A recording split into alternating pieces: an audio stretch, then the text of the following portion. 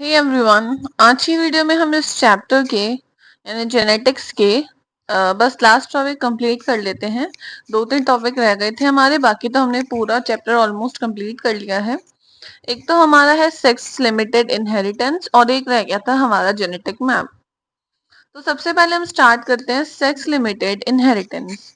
Sex limited inheritance का मतलब है इस तरीके की इनहेरिटेंस किसी एक पर्टिकुलर सेक्स पर ज्यादा एक्सप्रेस होती है। जैसे कि या तो हो सकता है कि वो मेल में शो हो या फिर हो सकता है कि वो फीमेल में शो हो। वो जो क्रोमोसोम है वो जाएंगी तो दोनों में, मेल और फीमेल में, लेकिन एक्सप्रेस किसी एक सेक्स में वो ज्यादा करेंगे। ये जनरली इसलिए होता है क्योंकि हार्मोन लेवल का डिफरेंस होता है मेल और फीमेल में।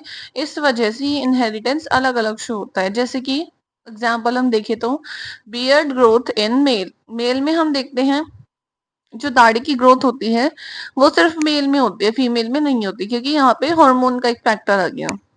ऐसे ही हमें पता है जो मेमेरी ग्लैंड है वो मेल और फीमेल दोनों के पास है, लेकिन मिल्क प्रोडक्शन होता है सिर्फ और सिर्फ फीमेल में, क्योंकि उसका रीजन भी है हार्मोन्स, जो कि सेकेंडरी सेक्सुअल कैरेक्टर्स भी शो करते हैं फीमेल्स में। जैसे हम इसको एक एग्जाम्पल से समझते हैं, हमने लिया बाल्डनेस का एग्जाम्पल। अब बाल्डनेस यानी गंजापन, तो गंजेपन के लिए हमने बी से इसको रिप्रेजेंट किया। कैपिटल बी डोमिनेंट है, स्मॉल बी रिसेसिव है। अगर किसी के पास कैपिटल बी है यानी होमोजाइगस डोमिनेंट कंडीशन में ये जीन प्रेजेंट है, तो बाल्डनेस मेल में भी शो होगी और फीमेल में भी। यहाँ पर सेक्स कुछ नहीं कर पाएगा डिटरमाइन, क्योंकि यहाँ पे ये दोनों ही डोमिनेंट कंडीशन में। और अगर दोनों ही रिसेसिव कंडीशन में यानी होमोजाइगस रिसेसिव कंडीशन में है, तो सीधी सी बात है बाल्डनेस शो नहीं होगी, ना तो मेल में ना ही फीमेल में। लेकिन अगर हेट्रोजाइगस कंडीशन है यानी एक कैपिटल भी है कि स्मॉल भी है, तब तब यहाँ पर ये इनहेरिटेंस हमें दिखाई देता है हार्मोन के डिफरेंस की वजह से। तो मेल में तो बाल्डनेस शो होगी बट फीमेल में नहीं होगी। यहाँ इस वाले में पर्टिकुलरली ये सेक्स लिमिटेड इनहेरिटेंस शो कर रहा है, क्योंकि मेल में ऐसे हॉर्मोन्स है कि उसमें बाल्डनेस शो हो रही है और फीमेल में नहीं हो पा रही। तो ये है हमारा सेक्स लिमिटेड इनहेरिटेंस, यानी इस तरीके का इनहेरिटेंस किसी एक पर्टिकुलर सेक्स पे ही दिखाई देता है ड्यू टू हार्मोन। अब नेक्स्ट हमारा लास्ट टॉपिक है जेनेटिक मैप। जेनेटिक मैप को हम लिंकेज मैप या फिर क्रोमोसोम मैप भी कहते हैं। इसके क्वेश्चन सॉल्व करके अपन एक तरीके से डेटा तैयार कर सकते हैं कि कौन सा क्रोमोसोम किस जगह पर है।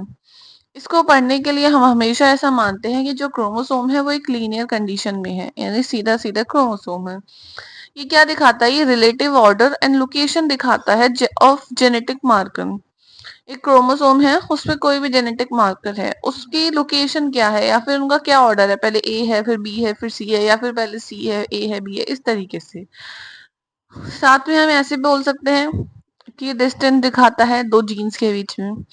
अब देखिए, जैसे हम दूरी मेजर करते हैं तो हम किलोमीटर में, मीटर में ऐसे मेजर करते हैं, सेंटीमीटर में। तो ऐसे ही अगर हमें क्रोमोसोम की डिस्टेंस मेजर करनी है, तो क्रोमोसोम तो बहुत ही छोटा है, तो इसके डिस्टेंस मेजर करने के लिए हम जो यूनिट काम में लेते हैं वो होती है सेंटीमॉर्गन, यानी सीएम। यहाँ पे सेंटीमीटर नहीं है, सीएम मतलब है सेंटीमॉर्गन।